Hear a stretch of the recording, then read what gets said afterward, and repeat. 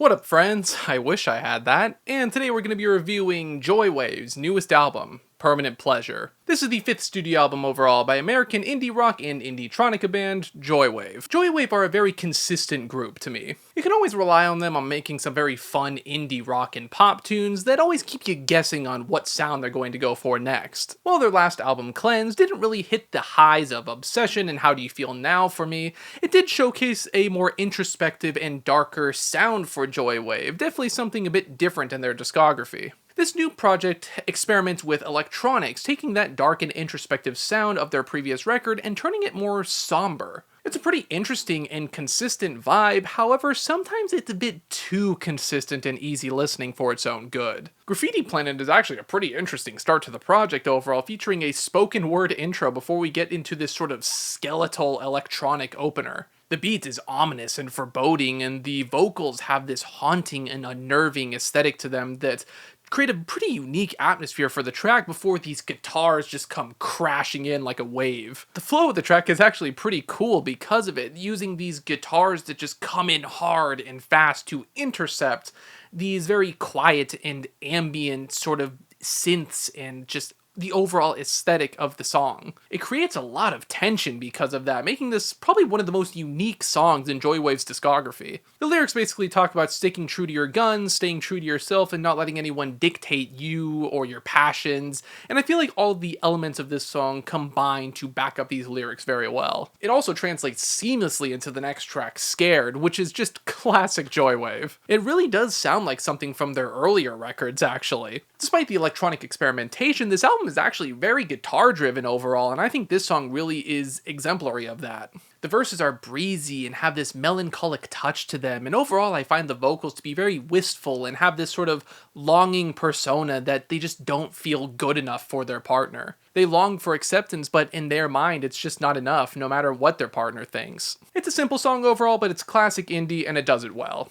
Brain Damage, probably one of the coolest songs on the project, I think, being very sample-oriented, kind of like their songs on Obsession and their debut project. It's very smooth, and I love the strings and the vocals on the chorus, basically trying to smile through the pain and chaos of the world. It's actually a very cynical track overall. From billionaires spending their money on trivial shit like sending cars into space, the wealthy hoarding resources, the looming threat of climate change, like, this song is very sarcastic, and I love it. He's Back opts for a very smooth dance direction, which is actually pretty different from the band's usual Indietronica style. The lyrics and vocals are the real highlight here, using this disco-oriented beat to highlight the absurdities about the corporate and rightward shift of religious America. With lines like, Jesus Christ is back again, #1 American, full story at 9, he's tired of the sick and poor weighing down his stock reports, this market needs a miracle. They really take aim at how a lot of religion these days is actually kind of hindering the people that they're supposed to help. A lot of the conservative religious mindset is actually totally against what they're supposed to be preaching and doing, and the whole corporatization of America and how a lot of conservatives, they kind of simp for it a little bit. It's also very anti-religion if you really think about it. Like, sure, feed the poor and spread the word of the Lord, but we don't need any social safety nets, right? No welfare either. Preach the word, but no actual solutions.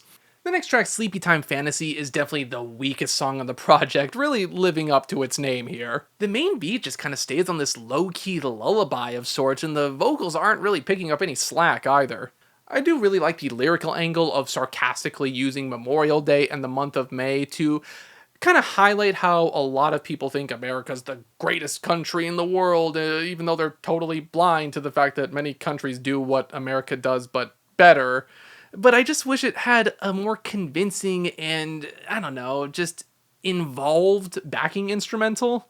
Like Scared, Swimming in the Glow is just another solid and fun indie track. Super catchy chorus with some fun guitar and light piano to really add to the jovial texture of the song overall. It's really just about living your life and taking things as they come, and while it might be a bit basic lyrically, it's hard to deny that the vibes are pretty nice. Funnily enough, it actually kind of reminds me of Panic at the Disco's Ready to Go, and I think this song overall performs a similar sort of sing-along anthem function for the project.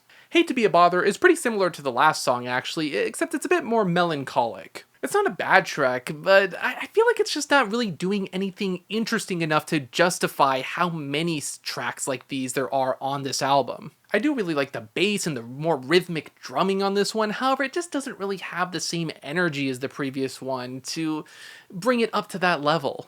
It doesn't carry the same weight, and I also find it to be pretty lyrically redundant, basically going along the same lyrical tendencies as Graffiti Planet. It's not a bad track, but it's pretty forgettable. Now with 787 Dreamliner, we're back to the more interesting shit. The sample echoing in the background alongside the very hypnotizing beat, vocals, and piano, they provide a pretty dark yet cool soundscape. It's pretty moody, and the distorted guitar adds this very dizzying effect that really showcases the lyrics basically talking about trying to distract yourself from the pain of living. In fact, this song in particular tackles not only the pain of everyday life, but also specific fears. In this case, fear of flying and everything that you do to basically ground yourself, whether it's drinking, watching TV, and engaging in maybe some other unhealthy habits. True to its name, it sounds like you're suspended in a dream on this one. Splendor is another one that's just kind of there.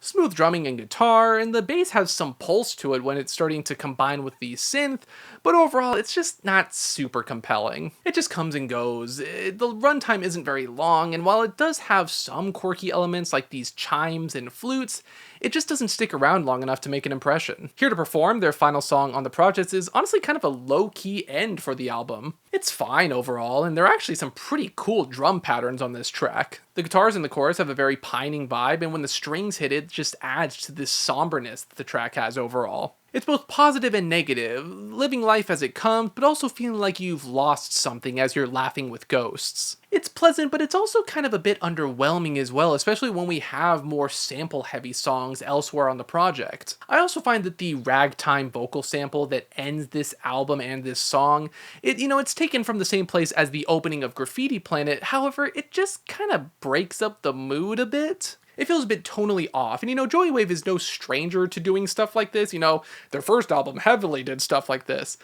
But this one, it feels a bit less tongue-in-cheek compared to the stuff on their debut, and it just kind of overall breaks the pacing and the sound of this song in a way that doesn't really help it. Honestly, this album's pretty interesting. In a way, it almost sounds like it wants to be two separate records. We have the more low-key and vibey electronic sounds, and we also have the sort of typical Joywave indie rock sounds here thrown in for good measure. They honestly do a pretty decent job in kind of combining them enough to where it feels like they both belong, however, it also kind of highlights the weaknesses of both of these sounds too.